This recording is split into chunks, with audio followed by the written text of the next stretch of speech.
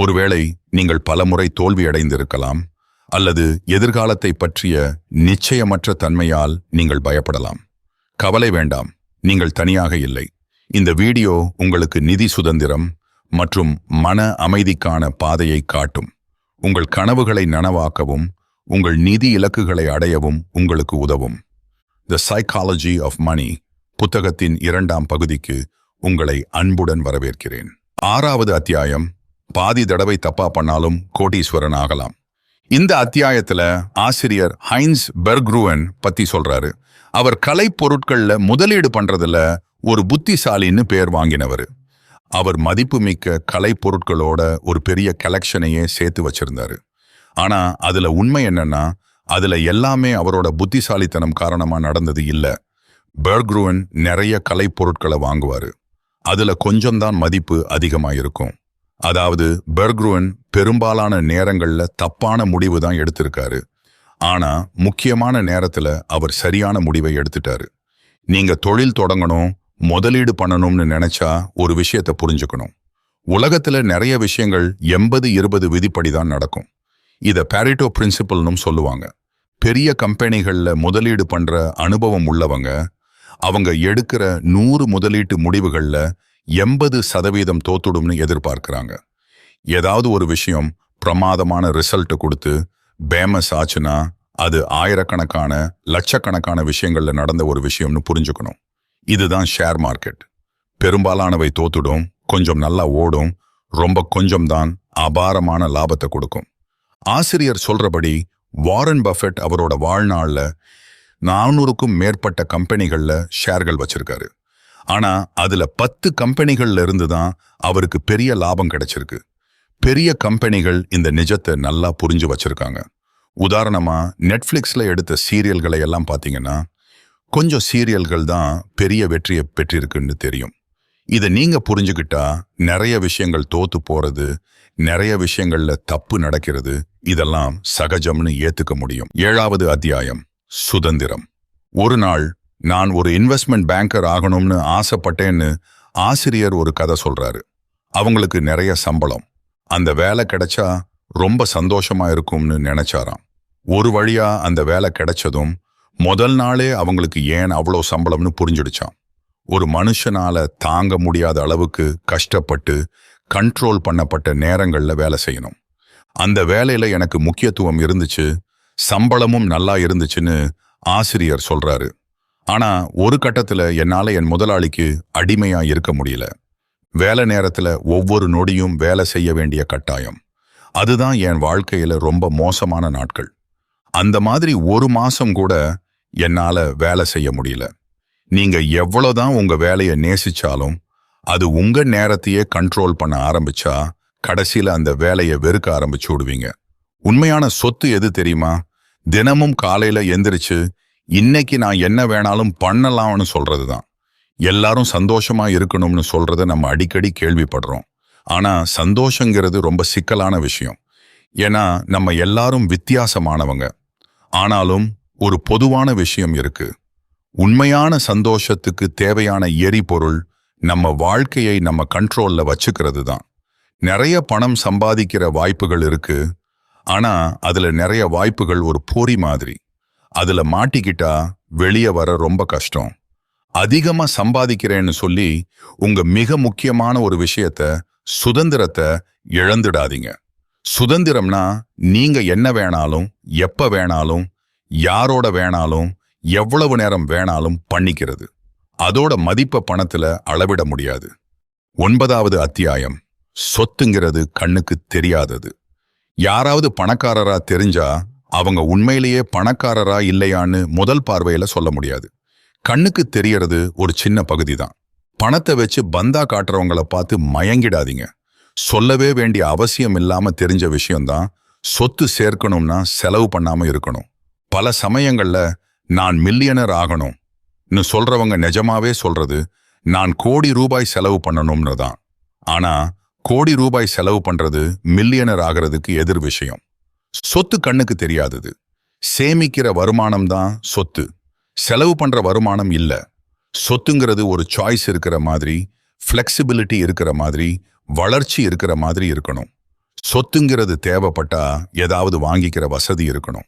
பணத்தை செலவு பண்ணி மற்றவங்களுக்கு எவ்வளவு பணம் இருக்குன்னு காட்டுறது பணத்தை இழக்கிறதுக்கு ரொம்ப சீக்கிரமான வழி. 13வது அத்தியாயம், தவறுகளுக்கான இடம். தோல்வி வர வாய்ப்பு இருக்குன்னு நீங்க நினைச்சு பார்க்க முடியலன்னா நிச்சயமா நீங்க தோத்துருவீங்க. ஏன்னா உண்மையான தோல்வின்னு ஒண்ணு வரும்போது தொழிலையோ முதலீட்டுலையோ பின்னடைவை எப்படி சமாளிக்கிறதுன்னு உங்களுக்கு தெரியாது. அப்படி ஒரு சூழ்நிலை வர வாய்ப்பு இருக்குன்னு நீங்க யோசிச்சே பார்க்கலன்னா, அதுக்கு தயாராவே இல்லைன்னா அப்ப எப்படி அதை சமாளிப்பீங்க? உங்க முட்டைகளை எல்லாம் ஒரே கூடையில போடுறது மாதிரி ஒரே ஒரு ஆப்ஷனை நம்பி அதிக ரிஸ்க் எடுக்காதீங்க. உங்க முதலீட்டு போர்ட்ஃபோலியோவை விரிவுபடுத்தலைன்னா நீங்க தவறுகளுக்கான இடத்தை விட்டு வைக்கலைன்னு அர்த்தம். அதாவது ஏதாவது ஒரு பாதகமான விளைவு வந்தா நீங்க அதுக்கு தயாரா இருக்க மாட்டீங்க. அதுதான் உண்மையான தோல்வி. உடையிற மாதிரி ஏதாவது இருந்தா அது நிச்சயமா உடைஞ்சிடும். அதனால ஒரே ஒரு விஷயத்தோட செயல்பாட்டை நம்பி நிறைய விஷயங்களை அதை சார்ந்து வச்சா நீங்க உங்க கையாலேயே உங்களுக்கு ஒரு பெரிய பிரச்சனையை உருவாக்கிற மாதிரி தான். பண விஷயத்துல ஒரு பெரிய தப்பு என்னன்னா, குறுகிய கால செலவுகளுக்கு சம்பளத்தை மட்டும் நம்புறது. எதிர்காலத்துல எதிர்பாராத செலவுகள் வந்தா அதுக்கு ஒன்றும் சேமிப்பே இல்லாம இருக்கிறது. நம்ம கார் வாங்கணும், ஓய்வு காலத்துக்குன்னு ஏதோ ஒரு குறிப்பிட்ட விஷயத்துக்கு சேமிக்கிறோம்னு நினைக்கிறோம். ஆனா உண்மை என்னன்னா, நாளைக்கு என்ன நடக்கும்னு நமக்கு தெரியாது. சேமிப்பை எதுக்கு செலவு பண்ணுவோம்னு நம்மளால உறுதியா சொல்ல முடியாது. இது பிளான் பண்ணவே கூடாதுன்னு சொல்லல. பிளான் பண்ணும்போது தவறுகளுக்கான இடத்தை விட்டு வைக்கணும்னு சொல்றேன். 14வது அத்தியாயம், நீங்க மாறிடுவீங்க. நீண்ட காலத்துக்கு பிளான் போடுறது சொல்ற அளவுக்கு சுலபம் இல்லை. ஏன்னா காலப்போக்கில எல்லாமே மாறிடும். நானும் நீங்களும் மாறிடுவோம். 10 வருஷத்துல இந்த உலகமும் மாறிடும். இது எதிர்காலத்துக்கான திட்டங்களை போடுறதுக்கு ஒரு தடையா இருக்க கூடாது. ஆனா எதிர்காலத்துல வருத்தப்படாம இருக்க புத்திசாலித்தனமா எச்சரிக்கையா பிளான் பண்ணணும்னு சொல்ற ஒரு எச்சரிக்கை மணி மாதிரி இருக்கணும். ஆசிரியர் அவரோட ஒரு நண்பரோட கதையை சொல்றாரு. அந்த நண்பர் 15 வயசுல எப்பவும் டாக்டர் ஆகணும்னு சொல்லிக்கிட்டே இருப்பாராம். அப்போ எல்லாரும் அவனால முடியாதுன்னு தான் சொல்லுவாங்க. ஆனா ரொம்ப கஷ்டப்பட்டு டாக்டர் ஆகிட்டாராம். சில வருஷங்களுக்கு முன்னாடி ஆசிரியர் அந்த நண்பரை மறுபடியும் சந்திச்சாரு. அப்போ அந்த நண்பர் டாக்டர் ஆகணும்னு கனவு கண்டு அதுக்காக போராடினாலும் இப்போ அந்த படிப்பை தேர்ந்தெடுத்ததற்காக வருத்தப்படுறாராம். அந்த வேலை ரொம்ப கொடுமையா இருக்குன்னு சொன்னாராம். உளவியல்ல எண்ட் ஆஃப் ஹிஸ்டரி இல்யூஷன்னு ஒரு டேர்ம் இருக்கு. அதாவது கடந்த காலத்துல நாம எவ்வளவு மாறிட்டோம்னு நமக்கு நல்லா தெரியும். ஆனா எதிர்காலத்துல நம்மளோட குணங்கள், ஆசைகள், லட்சியங்கள் எவ்வளவு மாறும்னு நம்ம கணிக்கவே மாட்டோம். உண்மை என்னன்னா, நீங்க மாறிடுவீங்க. மாறாம இருக்கவே முடியாது. உங்க சூழ்நிலையும் அப்படித்தான், அதுவும் மாறும். கடந்த காலத்துல சரியா தெரிஞ்ச முடிவுகள் எதிர்காலத்துல பைத்தியக்காரத்தனமா தெரியலாம். நீண்ட காலத்துக்கு உங்க ஃபைனான்ஸ் விஷயங்களை பிளான் பண்ணும்போது இதை ஞாபகம் வச்சுக்கோங்க. 15வது அத்தியாயம், எதுவுமே இலவசம் இல்ல, எல்லாத்துக்கும் ஒரு விலை உண்டு. ஆனா அந்த விலையெல்லாம் லேபிள்ல போட்டு காட்ட மாட்டாங்க. ஃபைனான்ஸ் சம்பந்தப்பட்ட முடிவுகள் எடுக்கிறதுல முக்கியமான விஷயம் அந்த விலை என்ன, அதை கொடுக்க நீங்க தயாரா இல்லையான்னு கண்டுபிடிக்கிறது தான். வெற்றிக்கு என்ன விலை, அதை கொடுக்க நீங்க தயாரா? இந்த முடிவுக்கு வரதுக்கு முன்னாடி ஒரு விஷயத்தை யோசிச்சு பாருங்க. நிறைய விஷயங்கள் சொல்ற அளவுக்கு செய்யற அளவுக்கு ஈஸியா இருக்காது. ஒரு முதலீட்டாளரா வெற்றி பெற நீங்க ஒரு விலை கொடுக்கத்தான் வேணும். ஆனா அந்த விலைய பணத்துல கொடுக்க மாட்டீங்க. சந்தை ஏற்ற இறக்கங்களால வர சந்தேகம், பயம், நிச்சயமற்ற தன்மை, இதெல்லாம் தான் நீங்க கொடுக்க வேண்டிய விலை. முதலீட்டுல கிடைக்கிற லாபம் இலவசம் இல்ல, அது எப்பவுமே இலவசமாவும் இருக்காது. அந்த உலகத்துல நுழையணும்னா நீங்க கொடுக்க வேண்டிய நுழைவு கட்டணம், அங்க இருக்கிறதுக்காக நீங்க கட்ட வேண்டிய தொகை, இதெல்லாம் ஏற்ற இறக்கங்களும் நிச்சயமற்ற தன்மையும் தான். இதை ஒரு டீலின் பகுதியா ஏத்துக்கிட்டு இந்த விலை கொடுக்கறதுக்கு நியாயம் இருக்குன்னு உங்களை நீங்களே சமாதானப்படுத்திக்கிறது தான் ரகசியம். ஏதாவது தொழில் தொடங்கணுமா, முதல்ல அதுக்கு என்ன விலைன்னு கண்டுபிடிங்க, அதை கொடுக்க தயாரா இருங்க. 16வது அத்தியாயம், நீயும் நானும். உனக்கும் எனக்கும் வெவ்வேறு குறிக்கோள்கள் இருக்கு. நம்ம உலக பார்வையால இந்த குறிக்கோள்கள் வடிவமைக்கப்படுது. நமக்கான ஊக்கத்தொகைகளும் இதுல ஒரு பங்கு வகிக்கிறது. மற்றவங்க அறிவுரைகளை பின்பற்றும் போது அல்லது அவங்க வழியில போகும்போது இதை ஒரு எச்சரிக்கையா எடுத்துக்கோங்க. வரலாற்றை பாருங்க. நிறைய ஃபினான்ஷியல் பபிள்ஸ் வந்து பல முதலீட்டாளர்களோட சொத்துக்களை சீரழிச்சிருக்கு, குடும்பங்களையே நாசமாக்கி இருக்கு. இந்த ஃபைனான்ஸ் குமிழ்கள் எல்லாத்துலேயும் ஒரு பொதுவான விஷயம் இருக்கு. முதலீட்டாளர்கள் அப்பாவித்தனமா மற்ற முதலீட்டாளர்களோட சிக்னலை ஃபாலோ பண்றது. ஆனா அந்த மற்ற முதலீட்டாளர்கள் வேற ஒரு விளையாட்டை விளையாடிக்கிட்டு இருப்பாங்க. இதுல மாட்டிக்கிட்டு தப்பான முடிவுகள் எடுத்துடுவாங்க.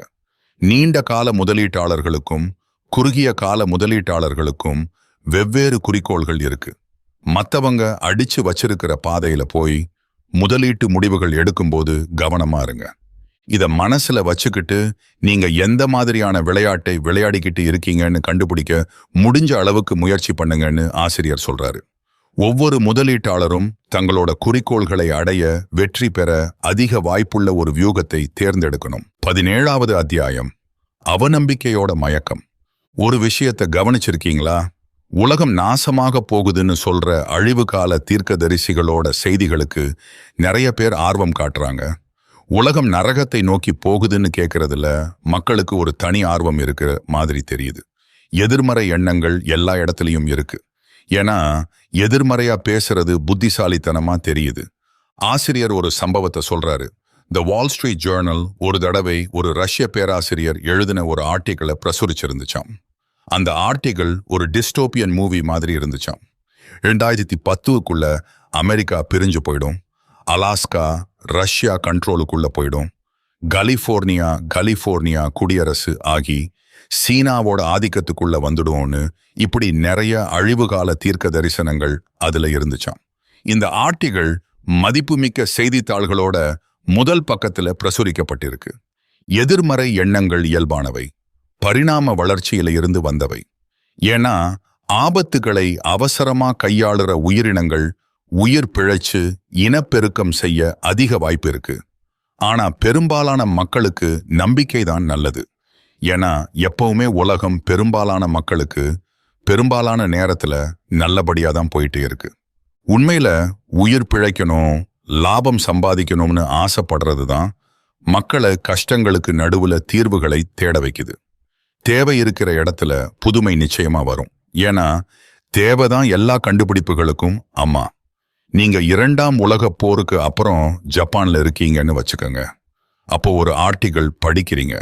அதுல ஜப்பான் உலகின் முன்னணி பொருளாதார சக்திகளில் ஒன்றாக மாறும்னு போட்டிருக்கு. நீங்க என்ன நினைப்பீங்க? ஒருவேளை நம்புவீங்க, அல்லது ஒரு நம்பிக்கை பேசுன்னு தள்ளி வச்சிருவீங்க. ஆனா அது உண்மையா நடந்துச்சு. அடிமட்டத்துக்கு போன பிறகு ஜப்பான் மீண்டு வந்து உலக சக்தியா ஆச்சு. பாத்தீங்களா? பிரச்சனைகளுக்கும் கஷ்டங்களுக்கும் மக்கள் கொடுக்கிற பதிலா தீர்வுகள் வந்தே தீரும். இதுதான் பொருளாதார மீட்சியோட முக்கியமான ஒரு காரணம். இதைத்தான் எதிர்மறையா நினைக்கிறவங்க பெரும்பாலும் கவனிக்காம விட்டுடுறாங்க. நம்பிக்கை இல்லாம மக்களால பிரச்சனைகளுக்கு தீர்வுகளை உருவாக்கவே முடியாது.